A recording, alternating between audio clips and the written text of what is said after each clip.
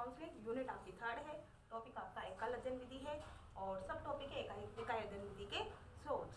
इकाई अध्ययन विधि के यानी कि इकाई के प्रदत्तों के सोर्स कौन कौन से हैं, कौन कौन से स्रोत हैं इकाई के प्रदत्तों का। इसमें फर्स्ट है व्यक्तिगत लेख। फर्स्ट है व्यक्तिगत लेख। फर्स्ट है व्यक्तिगत लेख। व्यक्तिगत लेख के अंतर्गत जीवन की घटनाओं, व्यक्तिगत लेख के अंतर्गत जीवन की घटनाओं एवं उसकी प्रक्रियाओं एवं समुदाय के अनुभवों को शामिल किया जाता है। यानी व्यक्तिगत लेख के अंतर्गत जीवन से संबंधित जो घटनाएं होती हैं, जो प्रक्रियाएं होती हैं और समुदाय के अनुभवों को शामिल किया जाता है।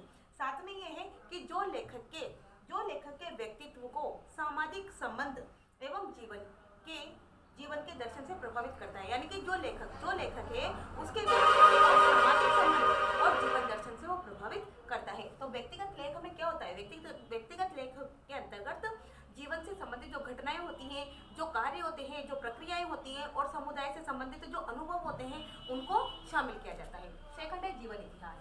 सेकंड है जीवन इतिहास। सेकंड है जीवन इतिहास के अंतर्गत तथ्य एवं घटनाओं का मिश्रण होता है।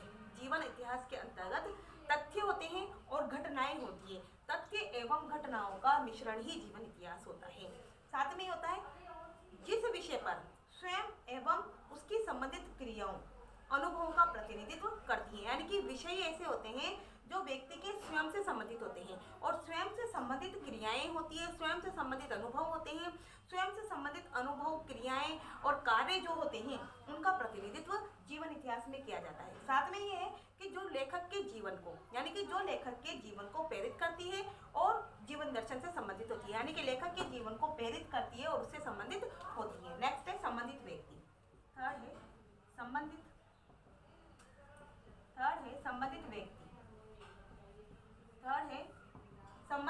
व्यक्ति।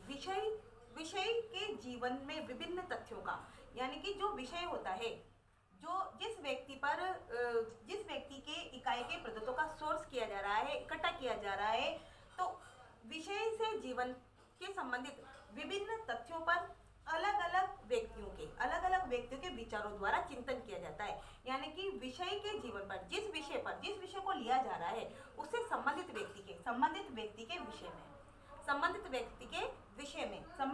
के विषय में और उसके जीवन के विषय में विभिन्न तथ्य होते हैं, उन पर अलग अलग व्यक्तियों से विचारों का चिंतन किया जाता है। अलग अलग व्यक्ति से विचारों को प्राप्त किया जाता है। जैसा कि हमने एकल अध्ययन विधि में किसी व्यक्ति पर या किसी बालक पर जब अध्ययन किया तो उसमें अलग अलग वातावरण से, परिवार से, पास पड़ोस से, मित्रों से, इन सभी से संबंधित विचारों का चिंतन किया था। तो इसी प्रकार जो व्यक्ति संबंधित होता है उस व्यक्ति संबंधित में यानी व्यक्ति से संबंधित विषयों को जीवन के विभिन्न तथ्यों पर अलग अलग विचारों से, अलग अलग विचारों वाले व्यक्तियों से, अलग अलग व्यक्तियों से और अलग अलग व्यक्तियों के विचारों के द्वारा उनका चिंतन किया जाता है।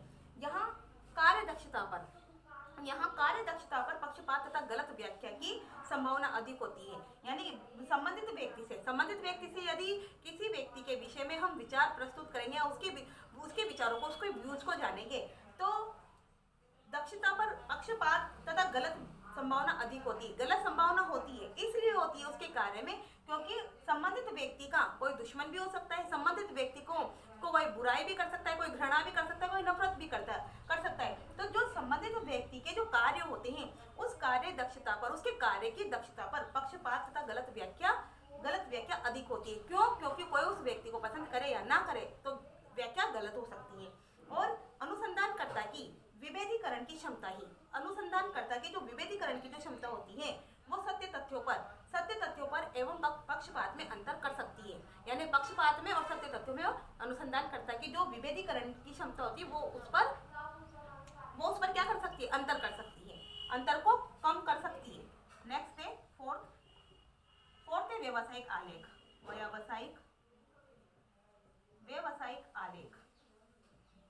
फोर्थ है व्यावसायिक आलेख।